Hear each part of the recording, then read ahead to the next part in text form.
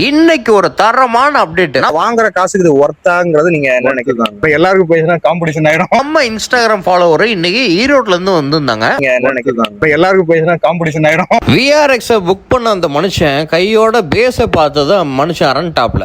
ஈரோட்ல இருந்து வந்திருக்கேன். விஆர்எக்ஸ் பார்க்கறதுல வந்தேங்க. நல்லா இருக்கு.